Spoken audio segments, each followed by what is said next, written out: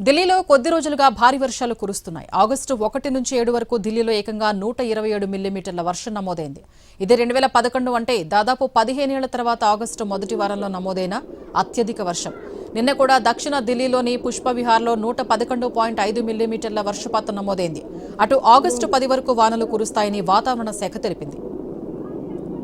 నిన్న దక్షిణ ఢిల్లీలోని మెహ్రౌలీ బదర్పూర్ రోడ్డు జలమయమైంది. ఇక్కడ ఎయిర్ ఫోర్స్ స్టేషన్ సమీపంలో సుమారు 4 అడుగుల మేర నీరు నిలిచిపోయింది. దీంతో వాహనాలు నీటిలో చిక్కుకుపోయి ట్రాఫిక్కు తీవ్ర అంతరాయం కలిగింది. ఓఖ్లామోర్, ఖాన్పూర్, సంగం విహార్ వంటి ప్రాంతాలు కూడా నీట మునిగాయి. నీటిలో చిక్కుకున్న వాహనాల్ని బయటకు తీసేందుకు ఎయిర్ ఫోర్స్ ట్రక్కులు సహాయక చర్యలు చేపట్టాయి. ఈ వర్షాల ధాటికి 9 ఇళ్లు కూలిపోయాయని, 16 ప్రాంతాల్లో చెట్లు విరిగిపడ్డాయని ఢిల్లీ ఫైర్ సర్వీస్ విభాగం తెలిపింది.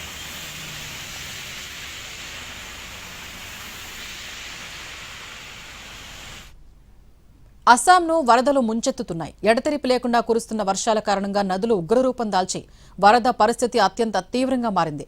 ప్రకృతి వైపరీత్యంలో చిక్కుకుని ప్రాణాలు కోల్పోయిన వారి సంఖ్య 97కు చేరింది. మొత్తం 15 జిల్లాల్లోని దాదాపు 168,000 మంది ప్రజలపై వరదల ప్రభావం తీవ్రంగా పడింది. సుమారు 481 గ్రామాలు పూర్తిగా నీట మునిగాయి. వేలాది మంది ఇళ్లను వదిలి సురక్షిత ప్రాంతాలకు తరలి వెళ్లాల్సిన పరిస్థితులు ఏర్పడ్డాయి. ముఖ్యంగా ధనసిరి నది ప్రమాదకర స్థాయిలో ఉధృతంగా ప్రవహిస్తుండటంతో తీర ప్రాంత ప్రజలు తీవ్ర భయాందోళనలకు గురవుతున్నారు.